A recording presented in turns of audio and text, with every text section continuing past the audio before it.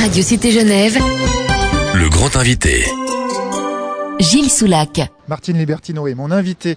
Elle est philosophe, écrivain et auteur aussi d'un certain nombre de rapports et de travaux sur les conflits internationaux. Elle voyage beaucoup pour essayer aussi de trouver des solutions ou d'en découvrir d'autres dans certains pays comme la RDC, le Congo, l'ancien Congo ou encore avec des conflits qu'elle a suivis de près en ex-Yougoslavie. Martine Libertino, bonjour. Bonjour. Alors on est ici dans des conditions idéales. Enfin, il y a un peu de circulation, ça pollue un peu. Mais enfin, sous les arbres, sous les tilleuls à Genève. Vous travaillez pour l'éveil des enfants. C'est vrai que c'est à cet âge qu'on passe beaucoup de temps derrière les PlayStation, qu'on commence à toucher à ces jeux vidéo, souvent à 90% assez violents. On va pas vous demander votre opinion, parce que j'imagine, même si elle est intéressante, mais ce ne sera pas le sujet de notre rencontre aujourd'hui. C'est les tout petits, les jeunes, et jusqu'à 21 ans d'ailleurs, de 6 ans à 21 ans, vous donnerez encore des cours en septembre. On a l'impression que tout commence là, effectivement, aussi pour le combat, le conflit. On est dans un monde de compétition. Alors le mot combat, vous l'aimez pas, mais compétition, c'est aussi ça. Vous proposez quoi à la place ? Bon, déjà, première chose, ce n'est pas moi qui donne les cours. Moi, je ne suis que la conceptrice de l'école. C'est une animatrice, Fabienne Lagier, qui donne les cours. Alors déjà, je ne sais plus quel mot vous venez. Compétition. Merci. Donc compétition, opposition, écrasement. Enfin, je sors du monde de la compétition, on connaît ça. Alors, tout dépend de la manière dont on interprète ce mot de compétition, n'est-ce pas ? C'est que moi, je ne suis pas contre l'ambition. Je trouve que l'être humain doit avoir une force, doit avoir une ambition pour réussir sa vie. L'ambition, ce n'est pas écraser les autres. L'ambition, c'est la capacité de réussir pour moi. Donc, si l'enfant, au départ, n'a pas cette envie, même quelque part, pourquoi pas, de se dépasser, mais toujours dans l'harmonie, dans l'amour de soi, évidemment qu'il va se laisser influencer par les autres.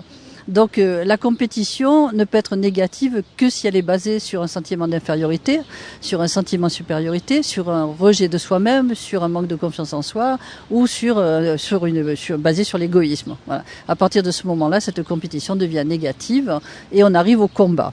Donc ce que nous apprenons aux enfants, c'est à prendre conscience, d'une part de leur libre arbitre, parce que c'est important, la liberté, de savoir que ce que je fais, je suis libre de le faire et donc j'en suis responsable, parce que c'est ça qui est important.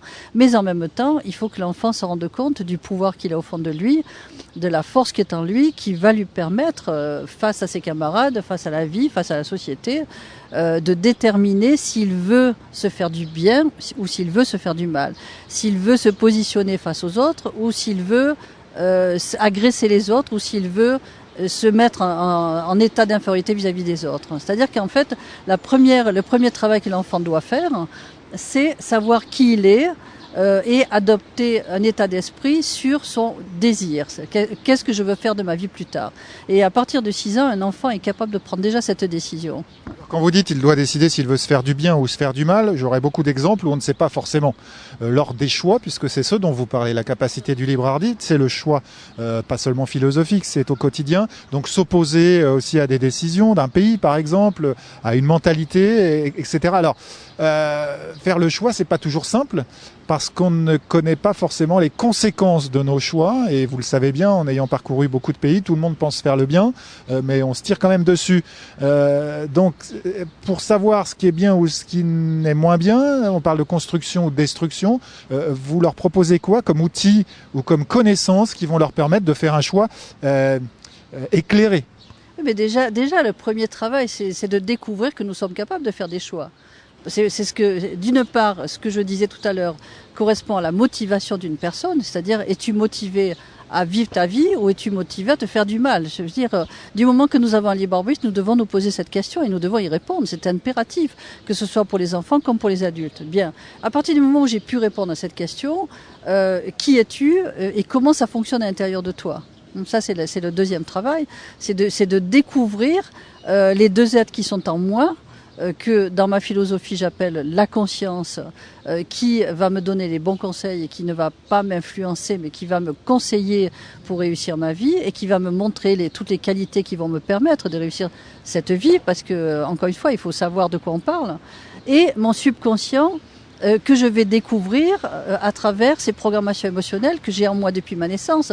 Donc c'est pour ça que c'est difficile de voir, dans ce sens qu'un enfant qui a toujours vécu avec des programmations émotionnelles que ses parents ne lui ont jamais montré du doigt, que ses enseignants ne lui ont jamais montré parce qu'eux-mêmes n'ont pas vu les leurs, c'est évidemment difficile de se découvrir. Mais à partir du moment où l'enfant prend conscience des différentes programmations émotionnelles très précises en fonction des personnalités qu'il habite, il va pouvoir se rendre compte pourquoi dans cette situation j'ai eu une épreuve, pourquoi je me suis fait rejeter, pourquoi je me suis mal fait comprendre, pourquoi je me sens isolé, pourquoi je me sens seul, pourquoi je me sens mal aimé. Donc il va avoir toutes les réponses. À partir du moment où il a toutes les réponses, il va se rendre compte que ce qu'il vit au quotidien ne sont que des symptômes, mais ne sont pas en fait la réalité. Et c'est lui qui va devoir accepter la réalité de nouveau. Est-ce que je veux me faire du mal ou est-ce que je veux me faire du bien? Et à partir de ce moment-là, il va avoir la troisième phase qui sont les réponses, c'est-à-dire voilà pour chacune des difficultés que tu as, des techniques de travail qui vont te permettre de te regarder fonctionner au quotidien et de changer ton état d'esprit, de changer les paroles que tu vas dire, de changer l'attitude que tu vas avoir, de changer le comportement, de trouver des solutions différentes qui vont te permettre de voir que dans chacun des domaines où tu croyais éventuellement avoir une épreuve, tu vas avoir des récompenses parce que tu avais le bon état d'esprit et tu as agi d'une manière donc positive. On réfléchit déjà avec les petits, très très tôt. Anesthésier, ce terme est en opposition avec l'éveil. On a l'impression que le monde d'aujourd'hui, la société d'aujourd'hui, anesthésie un petit peu avec la technologie entre autres, peut-être les réseaux sociaux et bien d'autres. C'est facile de critiquer évidemment, on n'est pas forcément de la même génération, mais c'est quand même une réalité. Lorsqu'un jeune aujourd'hui, et ça c'est une réalité pour la plupart, pas pour tous, passe 5-6 heures devant une console, l'anesthésie elle est automatique pratiquement. Ce monde est peut-être plus difficile qu'à d'autres époques, oui, non ? Je ne dirais pas que ce monde est plus difficile. Bon, c'est vrai. Pour l'éveil. Oui, bon, non, pour l'éveil, pour moi, c'est la même chose. Voilà. Pourquoi ? Parce que même si on reprend les années 70, où on avait quand même plus, je dirais, tendance à s'amuser de la vie, et on croyait plus en notre avenir, parce qu'on avait l'impression que devant nous, voilà, il y avait de l'espoir. Ça n'a pas empêché que nous avons fait des erreurs et que nous étions la proie déjà de nos programmations émotionnelles. Donc je ne vois pas une grande différence.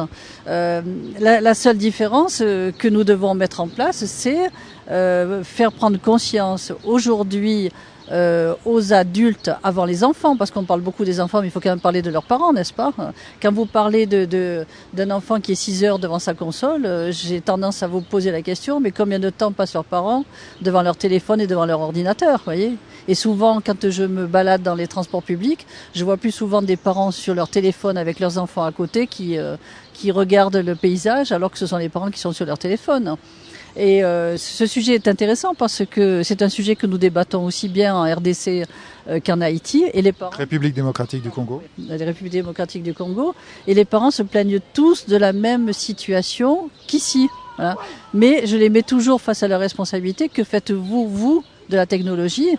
Et je peux vous dire qu'à partir du moment où les parents prennent conscience de leur propre responsabilité devant leurs enfants, les enfants sont beaucoup plus prêts à se remettre en question parce que les enfants eux-mêmes se rendent compte de cette aberration qui est que les parents critiquent tout le temps mais font la même chose. Et si je mets les parents face à leurs responsabilités en leur demandant de discuter avec leurs enfants et de mettre en place une charte commune à l'intérieur de la maison pour qu'on puisse alterner technologie et communication, amusement, discussion ensemble, tout va changer et les enfants sont beaucoup plus capables à ce moment-là de se remettre en question et de lâcher leur téléphone. D'ailleurs, vous faites un travail aussi, pas seulement avec les enfants, mais avec les parents. Ah, c'est indispensable parce que on peut pas mettre la responsabilité sur le dos des enfants, leur demander de changer leur état d'esprit s'ils rentrent à la maison avec des parents qui ne sont pas capables de le faire. Et c'est d'ailleurs une grande expérience que nous avons fait depuis toutes ces années à l'école d'éveil, c'est que si les parents ne sont pas impliqués avec nous pour travailler avec leurs enfants, on n'a pas les mêmes résultats que si les parents sont capables de se remettre en question et de travailler avec nous main dans la main pour pouvoir remettre en question leur manière de vivre à la maison. Martine Libertino, des auditeurs nous écoutent, certains sont intéressés, viendront peut-être dans ces cours d'éveil pour inscrire leurs enfants, d'autres non. Si vous n'aviez qu'une orientation à donner pour cet éveil à la paix, à la philosophie et à la reprise peut-être en main de son cerveau au niveau de la conscience, vous diriez quoi ? Ce que je dirais déjà, c'est que je ne parle pas forcément des enfants, mais c'est que l'être humain doit revoir sa vision de lui-même. Qu'il doit apprendre à s'aimer et qu'il doit apprendre à se voir tel qu'il est, c'est-à-dire bien plus intelligent qu'il ne le pense, bien plus aimant qu'il ne le pense, et bien plus capable de s'en sortir qu'il ne le pense, parce que justement il est libre et parce qu'il a du pouvoir. Merci Martine Libertino. L'association c'est Duchamp Libertino, un programme d'éducation pour la paix au sein de l'école d'éveil philosophique auprès des établissements scolaires, mais à l'extérieur, on l'a bien compris, à Genève, à partir du mois de septembre. Et à bientôt. Septembre-octobre, oui. À bientôt. Merci, à bientôt.